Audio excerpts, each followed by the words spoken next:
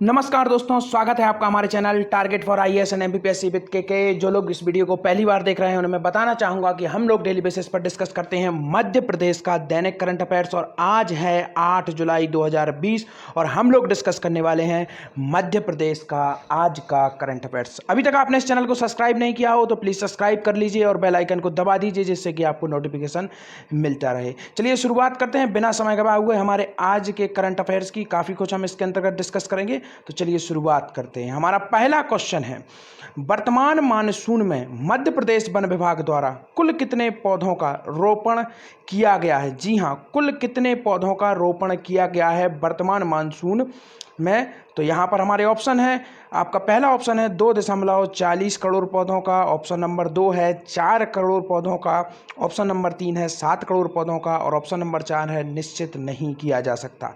इसका right answer है option number 1, 2.40 crore पौधों का। जी हां, 2.40 करोड़ पौधों का वर्तमान मानसून सत्र के अंतर्गत रोपण किया गया है। वह भी किसके द्वारा किया गया है? मध्य प्रदेश वन विभाग द्वारा।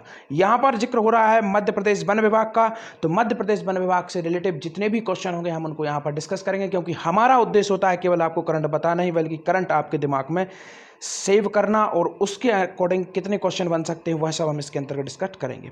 सबसे पहले देखते हैं हम मध्य प्रदेश वन विभाग के महत्वपूर्ण तथ्य। क्या महत्वपूर्ण तथ्य हैं? तो सबसे पहले यहाँ पर देखिए, मध्य प्रदेश में वन विभाग की स्थापना कब की गई थी? 1860 में की गई थी। जी हाँ, मध्य प्रदेश वन विभाग की स्थापना की गई थी 1860 में। इसका क्या है, इसका उद्देश्य क्या था? इसका उद्देश्य था वनों का वैज्ञानिक प्रबंधन प्रारंभ हो गया था और संभवतः मध्य प्रदेश भारत का पहला राज्य, जी हाँ, मध्य प्रदेश भारत का पहला राज्य जहाँ भारत की प्रथम वन नीति 1894 में, काफ़ी इंपॉर्टेंट फैक्ट है यहाँ से, 1894 में भारत की पहली वन नीति बनाने वाला राज्य कौन था?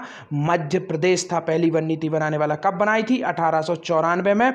और से ही वर्किंग प्लान बनाने का कार्य प्रारंभिक स्तर से चालू किया गया था। तो मध्य प्रदेश वन विभाग की स्थापना हुई थी 1860 में और जो वन नीति बनाने वाला भारत का पहला राज्य था मध्य प्रदेश 1894 में। चलिए देखते हैं कुछ और अन्य महत्वपूर्ण तथ्य क्या क्या बन सकते हैं वन विभाग और वनों से रिलेटिव। तो हमारे सामने है, यह देखिए, यह है भारत में प्रतिशत की दृष्टि से, जैसा सभी को मालूम होना चाहिए, क्षेत्रफल की दृष्टि से वन का टॉप पर राज्य है हमारा प्यारा मध्य प्रदेश, परंतु प्रतिशत की दृष्टि से क्या भारत का, देखिए आप यहाँ पर मिजोरम प्रतिशत की दृष्टि से टॉप पर है। मिजोरम भारत का राज्य 85.41% है। इसके बाद आता है अरुणाचल प्रदेश सेकंड पर, फिर मेघालय, मणिपुर और नागालैंड। तो हमें यहाँ पर गौर करना है कि प्रतिशत की दृष्टि से टॉप पर कौन है मध्य भारत का?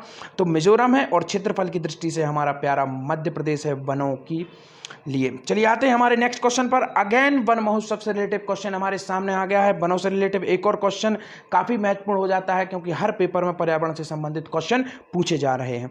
तो हमारा पहला क्वेश्चन नंबर है, मध्य प्रदेश में वन महोत्सव कब मनाया जाता है? जी हाँ, मध्य प्रदेश में वन महोत्सव कब मनाया जाता है? आपके ऑप्शन है 1 जुलाई के प्रथम सप्ताह में, जुलाई के द्वितीय सप्ताह में, या 1 जुलाई को, या फिर 5 जुलाई को। इसका राइट आंसर है ऑप्शन नंबर 1, जुलाई के प्रथम सप्ताह में। जी हाँ, जुलाई के प्रथम सप्ताह में वन महोत्सव मनाया जाता है मध्य प्रदेश में। मध्य प्रदेश ही नहीं बल्कि भारत के हर राज्य में वन महोत्सव मनाया जाता है। चलिए देखते हैं वन महोत्सव से रिलेटिव क्या क्या क्वेश्चन बन सकते हैं, क्या फैक्ट हैं।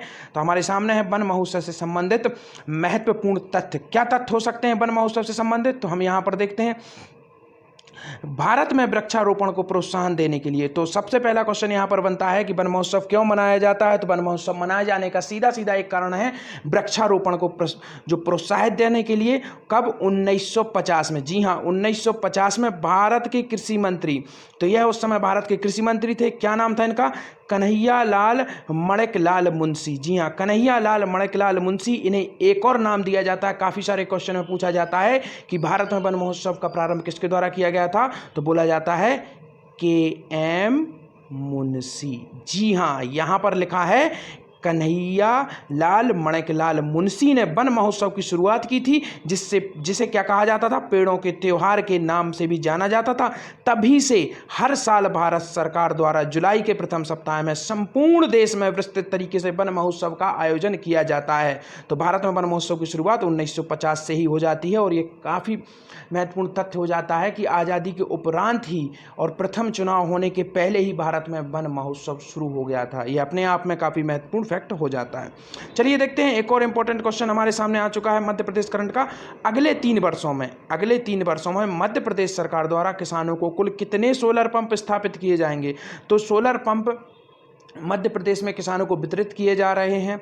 यह एक योजना है, हम इसका विवरण आगे देखेंगे। तो चलिए देखते हैं अभी इस समय इस क्वेश्चन के ऑप्शन क्या हैं।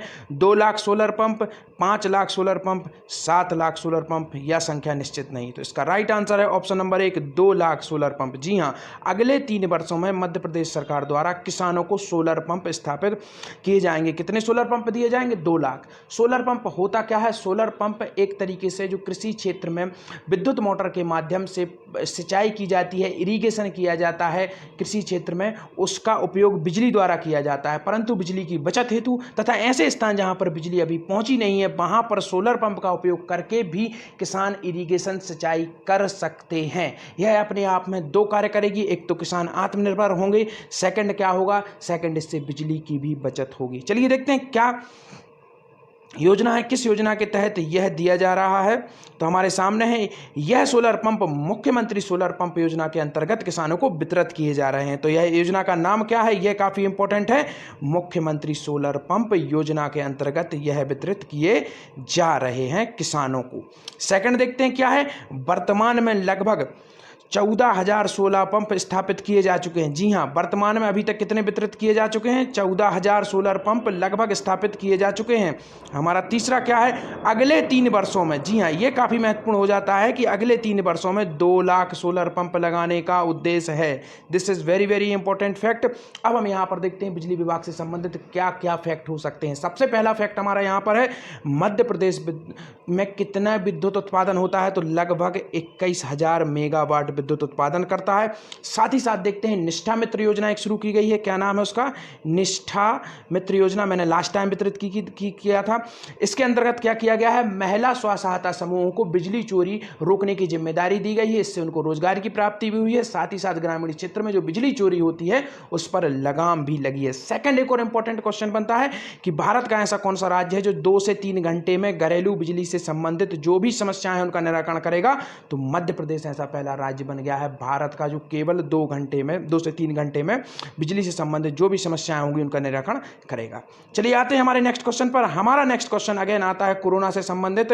किल कोरोना अभियान, जैसे कि मैंने आपको बताया, ये काफ़ी अधिक महत्वपूर्ण योजना है मध्य प्रदेश गवर्नमेंट की और इसके अंतर्गत डोर टू डोर सर्वे किया जा रहा है। चलिए देखते हैं इससे क्या क्वेश्चन बन रहा है।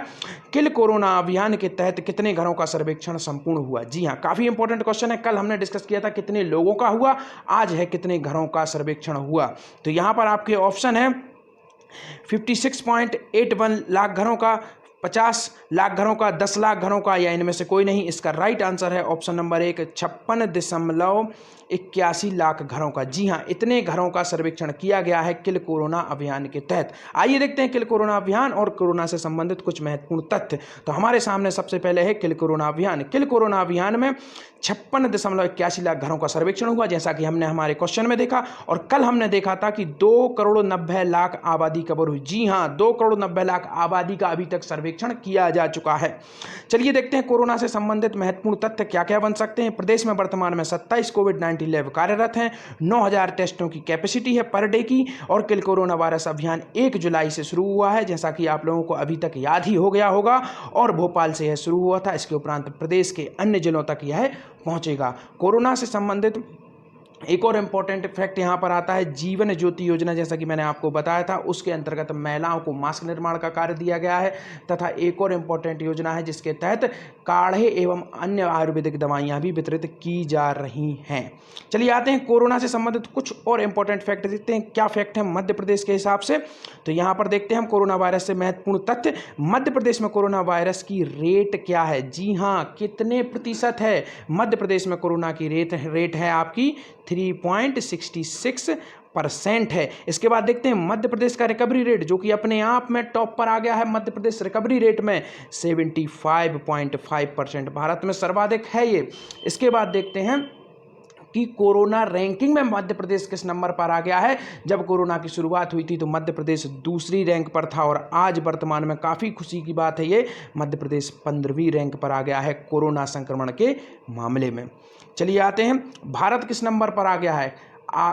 कल ही भारत आ गया है विश्व में तीसरे नंबर पर कोरोना संक्रमण में। चलिए देखते हैं हमारा आज का सवाल। जैसा कि अधिकतम लोगों को मालूम होगा, जो लोग इस वीडियो को डेली बेसिस पर देखते हैं, हम लोग क्वेश्चन पूछते हैं, and these question are very very important for any of exam which is conduct by Madhya Pradesh government.